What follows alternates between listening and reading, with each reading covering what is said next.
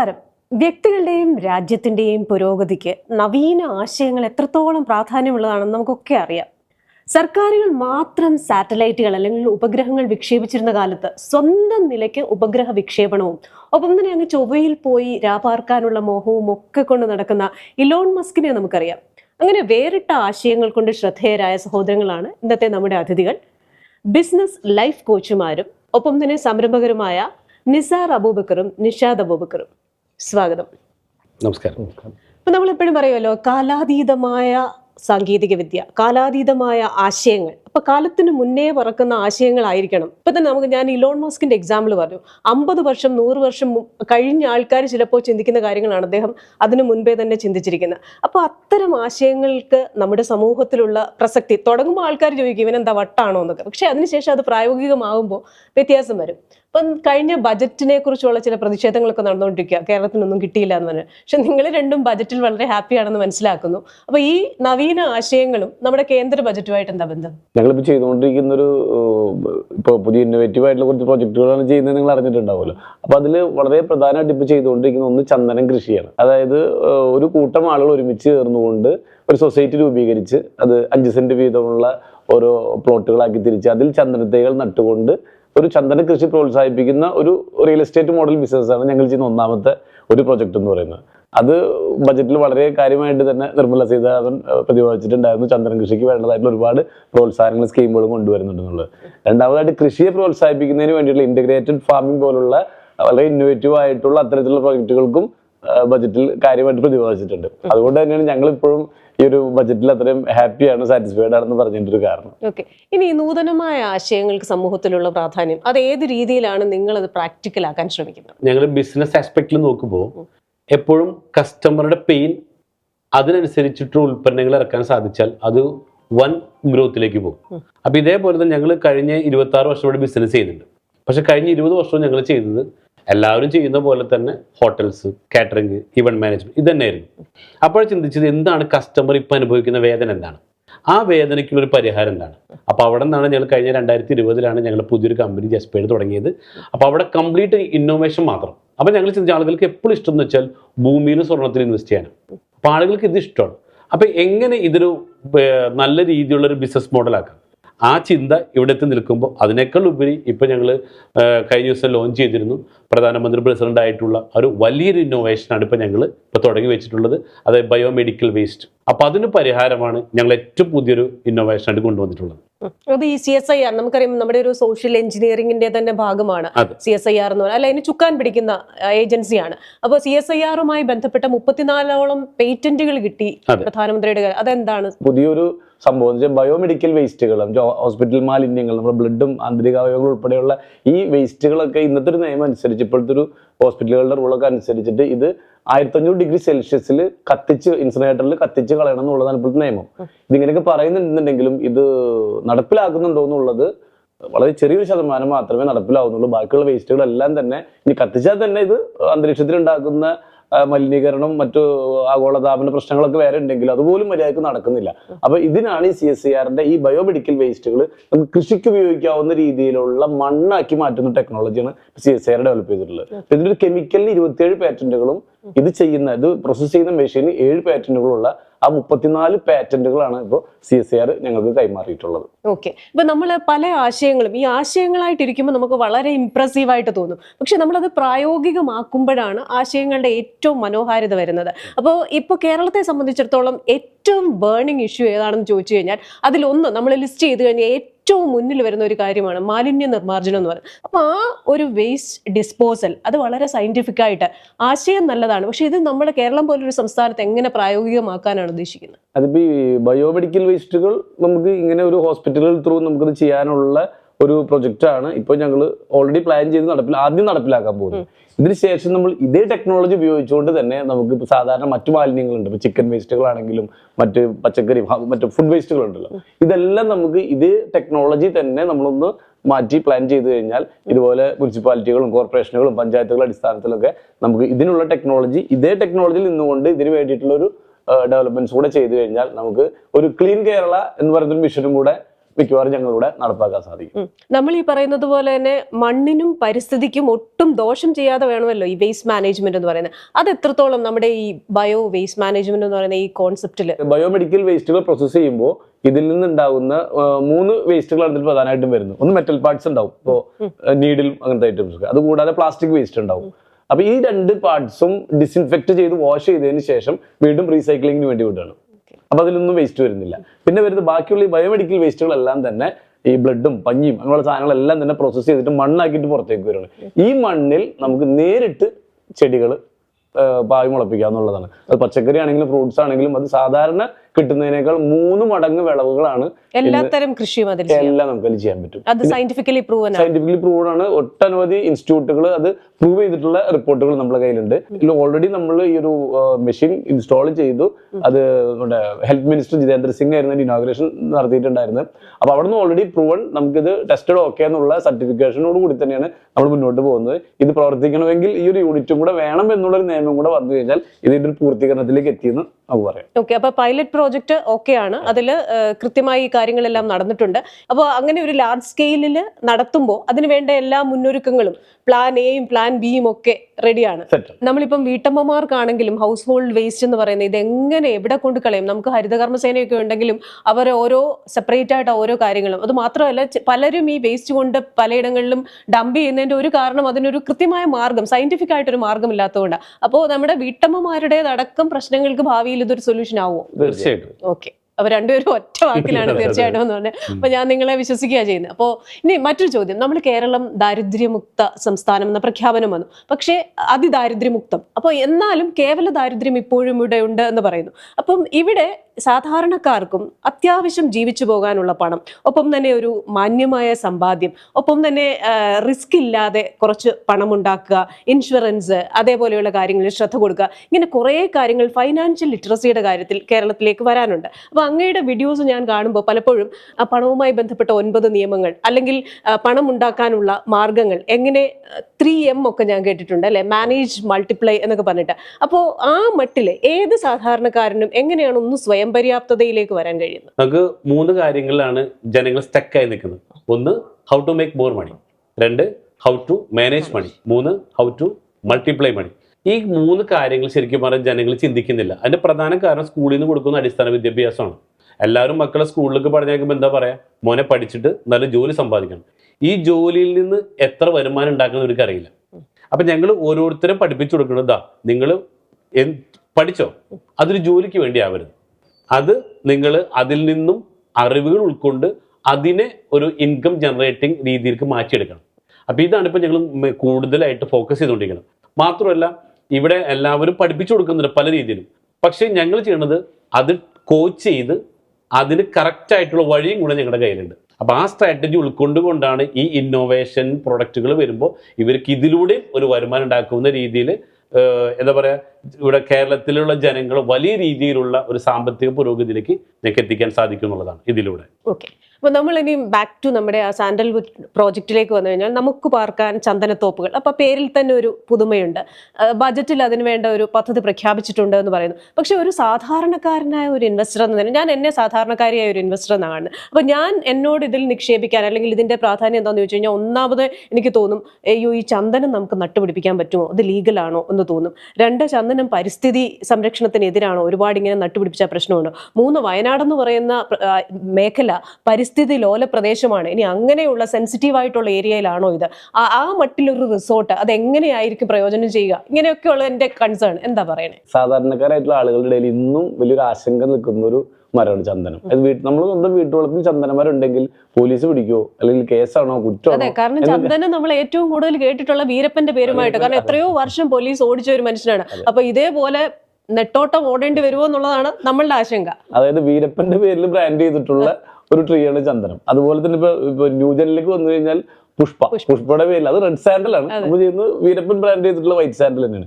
അപ്പൊ ഇതിന്റെ പ്രത്യേകത എന്ന് വെച്ച് കഴിഞ്ഞാൽ ഇന്ന് ഇന്ത്യയിൽ കിട്ടുന്നതിൽ ഏറ്റവും വില കൂടിയ ഒരു മരമാണ് ചന്ദനം. അത് ഒരു കിലോന് 20,000 തുടങ്ങി 25,000 രൂപ ഫസ്റ്റ് ക്വാളിറ്റി കാതൽ. വിലായത് ബുദ്ധ സിനിമ കണ്ടിരുന്നില്ല. അപ്പൊ വിലായത് ബുദ്ധ എന്ന് പറയുന്നത് ചന്ദനത്തിന്റെ ഫസ്റ്റ് ക്വാളിറ്റി കാതൽ എന്ന് പറയുന്ന ഒരു പേരാണ് വിലായത് ബുദ്ധ. അതായത് ബുദ്ധന്റെ പ്രതിമ ഉണ്ടാക്കാനായിട്ട് ഉപയോഗിക്കുന്ന ആ ഹൈ ക്വാളിറ്റി കാതൽ, അതാണ് വിലായത് ബുദ്ധ. അപ്പൊ ഇതാണ് ഈ ഒരു ക്വാളിറ്റി കൂടുതലുള്ള, അല്ലെങ്കിൽ ഫസ്റ്റ് ക്വാളിറ്റി ഓയിൽ കണ്ടന്റ് കൂടുതലുള്ള ഈ ചന്ദനത്തിനാണ് ഏറ്റവും കൂടുതൽ ഡിമാൻഡ് ഉള്ളതും മാർക്കറ്റ് ഉള്ളതും വില കിട്ടുന്നതും. അപ്പൊ ഇത് ഉണ്ടാവണമെന്നുണ്ടെങ്കിൽ നമ്മൾ സാധാരണ കാലാവസ്ഥയിൽ ഇപ്പം എറണാകുളത്ത് ചന്ദനം നട്ടാലും കാലിക്കറ്റ് നട്ടാലും തിരുവനന്തപുരത്ത് നട്ടാലും ചന്ദനമരം വളരും. പക്ഷെ അതിന് ലിമിറ്റും ഉണ്ട്. അത് മാത്രമല്ല ഇതിന്റെ ഹാർഡ് വുഡ് കാതിൽ ഫോം ചെയ്യുന്നതിന് ലിമിറ്റേഷൻസ് ഉണ്ട്. ഇതിന് ഏറ്റവും അനുയോജ്യമായിട്ടുള്ള കാലാവസ്ഥ എന്ന് പറയുന്നത് സീ ലെവലിൽ നിന്നും സമുദ്രനിരപ്പിൽ നിന്ന് 700 മീറ്ററിന് മുകളിലുള്ള കാലാവസ്ഥയിൽ വളരുന്ന മരങ്ങൾക്ക് മാത്രമേ ഈ പറഞ്ഞ ഫസ്റ്റ് ക്വാളിറ്റി കാതൽ കിട്ടുള്ളൂ. ഞങ്ങൾ അതുകൊണ്ടാണ് ഇത് വയനാട്ടിൽ തന്നെ ചെയ്യാനുള്ള കാരണം. വയനാട്, ഇടുക്കി അങ്ങനെ 2-3 സ്ഥലങ്ങളിൽ മാത്രം നമുക്ക് സേഫ് ആയിട്ട് ഈ പറഞ്ഞ രീതിയിൽ ചെയ്യാൻ പറ്റുന്നുള്ളൂ. പിന്നെ അത് മാത്രമല്ല, ഇപ്പൊ നേരത്തെ ചോദിച്ചൊരു കാര്യം എന്ന് വെച്ച് കഴിഞ്ഞാൽ ഇതിന്റെ ഒരു റിസ്ക് ഫാക്ടർ ചോദിച്ചിരുന്നു. വയനാട് നിയമപരമായ പ്രശ്നം, പരിസ്ഥിതി പ്രശ്നം. നിയമപരമായിട്ടുള്ള പ്രശ്നം പറയുകയാണെങ്കിൽ ഇത് 18ാം നൂറ്റാണ്ടിൽ ടിപ്പു സുൽത്താൻ ഉണ്ടാക്കി വെച്ചൊരു നിയമമാണ്. ഒരു രാജകീയ വൃക്ഷമാണ്. സാധാരണക്കാരായിട്ടുള്ള ആളുകൾ ആരും തന്നെ ഇത് നടാനോ വളർത്താനോ പരിപാലിക്കാനോ മുറിക്കാനോ ഉപയോഗിക്കാനോ പാടില്ല. ഇത് രാജകുടുംബാംഗങ്ങൾക്ക് മാത്രം അവകാശപ്പെട്ടതാണ്. ചന്ദനത്തിന്റെ പ്രത്യേകത ഇതിന്റെ ഇല ഒഴിച്ച് ബാക്കി എല്ലാ പാർട്സിനും കിലോന് റേറ്റ് കിട്ടും. അതായത് കാതല്, പിന്നെ വേര്, വെള്ള, അകത്ത തൊലി, പുറത്ത തൊലി, പല വണ്ണത്തിലുള്ള ബ്രാഞ്ചസ്, കൊമ്പും ജില്ലകളും, പിന്നെ ഇത് മുറിക്കുമ്പോണ്ടാകുന്ന പൊടി പൗഡർ, ഇതിനെല്ലാത്തിനും കിലോന് റേറ്റ് കിട്ടും. എന്ന് വെച്ച് കഴിഞ്ഞാൽ ഇപ്പോഴത്തെ റേറ്റ് അനുസരിച്ച് നമുക്കൊരു ഏകദേശം ഒരു 10 മുതൽ 15 വർഷം വരെ പഴക്കമുള്ള ഒരു ചന്ദന മരത്തിന് ഏകദേശം ഒരു 20 അടി ഹൈറ്റും ഏകദേശം 50 സെന്റിമീറ്റർ വണ്ണൊക്കെ ഉണ്ടാവുക. എന്ന് വെച്ചാൽ ഏകദേശം 200 കിലോ തൂക്കം ഉണ്ടാവും. ഒരു മരത്തിന് ഇപ്പോഴത്തെ വില അനുസരിച്ച് ഏകദേശം 8 ലക്ഷം രൂപ കിട്ടും. വയനാട് എന്ന് പറയുന്നത് പരിസ്ഥിതി ലോല പ്രദേശമാണ്. അപ്പോൾ ഒരു കാരണവശാലും വയനാടിന്റെ ഇത്തരത്തിലൊരു പ്രീമിയം റിസോർട്ട് അവിടെ വരുന്നു, ഒരു കേവ് റിസോർട്ട് അവിടെ വരുന്നു, ഇപ്പൊ പ്രവർത്തനം ആരംഭിച്ചു കഴിഞ്ഞു, നിരവധി പേർ അവിടെ വരുന്നുണ്ടെന്നൊക്കെ അറിയാം. അപ്പോൾ ആ മട്ടിലൊരു റിസോർട്ട് പ്രവർത്തനം നടത്തുമ്പോൾ പെട്ടെന്ന് സാധാരണക്കാർ വിചാരിക്കുന്നത് ഇത് പരിസ്ഥിതിയെ ഇനിയും പ്രശ്നം ഉണ്ടാക്കുമോ എന്നാണ്. അതിനൊരു ഉത്തരം. മൾട്ടി സ്റ്റോറി ബിൽഡിങ്ങുകൾക്കൊന്നും ഇന്നിപ്പോ വയനാട്ടിൽ പെർമിഷൻ ഇല്ല. പക്ഷെ ഞങ്ങൾ പറയുന്നത് 3 നിലയില്ല, ഒറ്റ നില. ഒറ്റ നില എന്ന് വെച്ചാൽ ചെയ്യുന്ന എല്ലാം ഒരു ഗുഹ മാതൃകയിലുള്ള ഡിസൈനാണ്. ഒരു 11 ഏക്കർ സ്ഥലത്ത് ഒരു 3000-ഓളം ചന്ദന മരങ്ങളുള്ള ഒരു ചന്ദനത്തിന്റെ ഒരു കാട് എന്ന് വെച്ച് കഴിഞ്ഞാൽ ഏറ്റവും കൂടുതൽ ഓക്സിജൻ പ്രൊഡ്യൂസ് ചെയ്യുന്ന ഒരു മരം.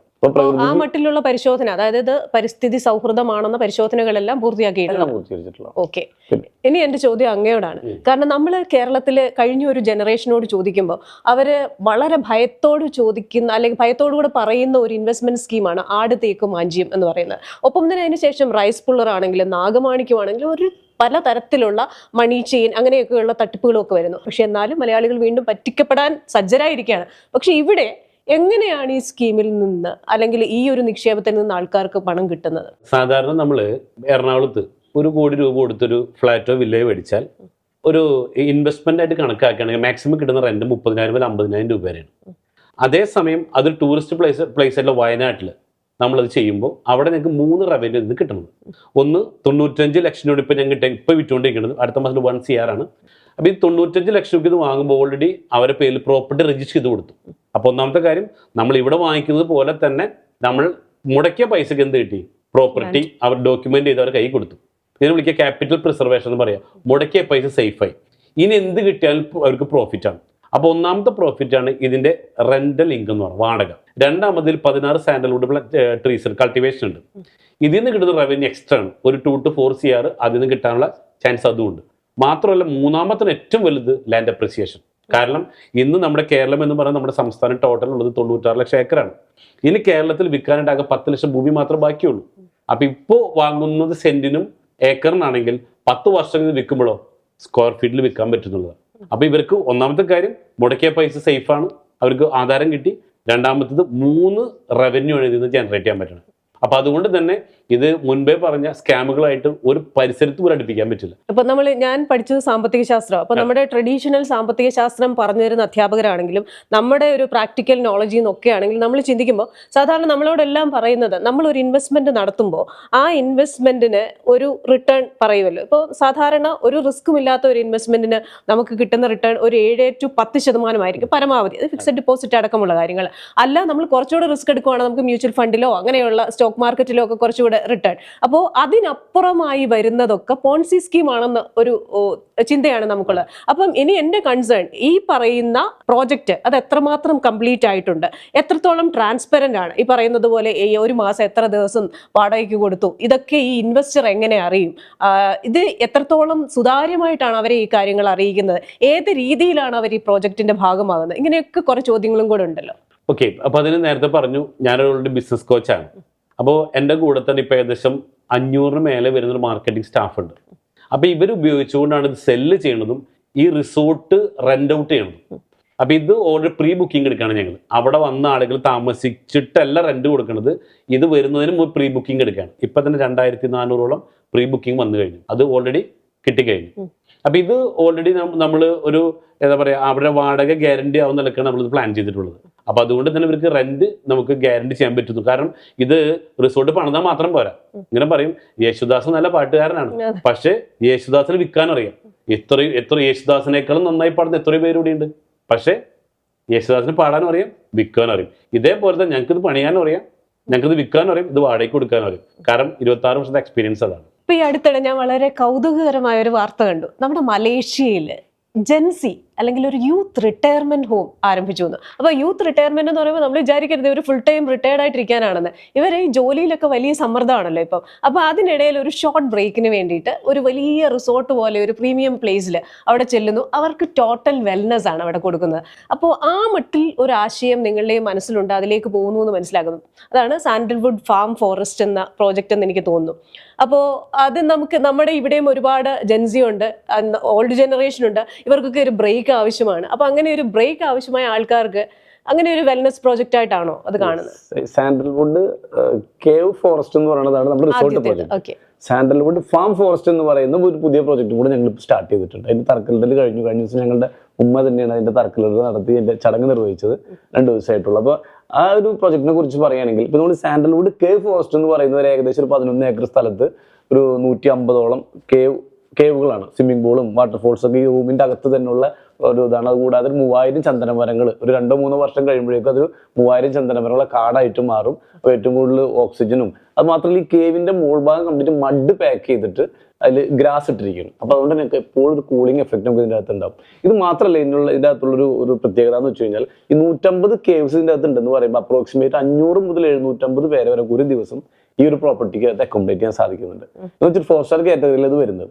ഇതിൽ വരുന്ന ഗസ്റ്റുകൾക്കുള്ള common amenities multi cuisine restaurant, ഓഡിറ്റോറിയങ്ങൾ, അതുപോലെ കൺവെൻഷൻ സെന്റർ, കുട്ടികൾക്ക് ഫണ്ടിന് വേണ്ടിയിട്ട് മിനി സൂ, പിന്നെ meditation and yoga area, Ayurvedic therapy അതുപോലുള്ള സ്പാ അങ്ങനെയുള്ള സംവിധാനങ്ങൾ, പിന്നെ ബോട്ടിംഗ്, ഫിഷിംഗ്, ഹോഴ്സ് റൈഡിങ്, ലൈവായിട്ട് ഫുഡ് കുക്ക് ചെയ്ത് കഴിക്കാനുള്ള സൗകര്യങ്ങൾ, അങ്ങനെ തുടങ്ങിയിട്ട് ഒരു ഏകദേശം ഒരു 40 കോടി രൂപയോളം സ്പെൻഡ് ചെയ്തുകൊണ്ട് ഇതിൻ്റെ അകത്ത് ഞങ്ങൾ കോമൺ അമ്യൂണിറ്റി സെറ്റ് ചെയ്തിട്ടുണ്ട്. അപ്പോൾ ഇതെല്ലാം ഈ ഒരു പ്രോപ്പർട്ടിയിൽ വരുന്ന ഗസ്റ്റുകൾക്ക് എൻജോയ് ചെയ്യാൻ വേണ്ടി സെറ്റ് ചെയ്തിട്ടുള്ളത്. ഇതൊന്നും ഒരു ഇൻവെസ്റ്റ് ചെയ്യേണ്ട. ഇവർ ഈ ഒരു കോട്ടേജ് മാത്രം 5 സെന്റ് സ്ഥലവും ഈ 16 ചന്ദനമരവും 570 സ്ക്വയർ ഫീറ്റിലുള്ള സ്വിമ്മിംഗ് പൂളുള്ള കോട്ടേജ് മാത്രം ബുക്ക് ചെയ്ത് പർച്ചേസ് ചെയ്താൽ മതി. ബാക്കി എല്ലാവർക്കും ഫ്രീ ആയിട്ട് ഉപയോഗിക്കാം. ഇതുകൊണ്ടുള്ള ഗുണം എന്താണെന്ന് വെച്ച് കഴിഞ്ഞാൽ നമ്മളിപ്പോഴത്തെ ഏറ്റവും വലിയ ട്രെൻഡാണ് ഡെസ്റ്റിനേഷൻ വെഡിങ്. അപ്പോൾ ഡെസ്റ്റിനേഷൻ വെഡിങ്ങുകളും കൂടെ കണ്ടക്ട് ചെയ്യാനുള്ള എല്ലാവിധ സൗകര്യങ്ങളും സംവിധാനങ്ങളും അക്കോമഡേറ്റ് ചെയ്യാനുള്ള കപ്പാസിറ്റി നമുക്ക് ഇതിനുണ്ട്.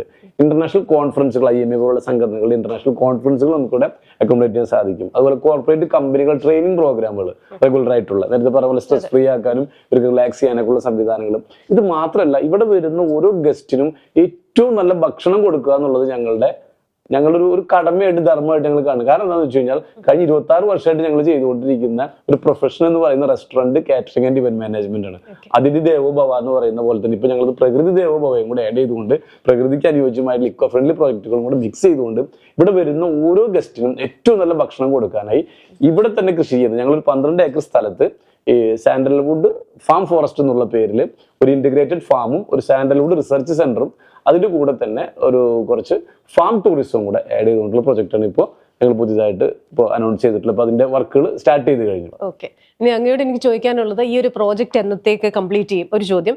രണ്ടാമത്തെ ചോദ്യം, ഈ 12 ഏക്കറിൽ നമ്മൾ ഈ പറയുന്ന എല്ലാ സൗകര്യങ്ങളും 12 ഏക്കറിൽ ഇത്രയും കൃഷി, അതേപോലെ തന്നെ ഈ പറയുന്ന എല്ലാ കൺവെൻഷൻ സെന്റർ തുടങ്ങിയ എല്ലാ സാധനങ്ങളും അവിടെ ഉൾക്കൊള്ളിക്കാനുള്ള ഒരു സ്പേസ് ഉണ്ടോ?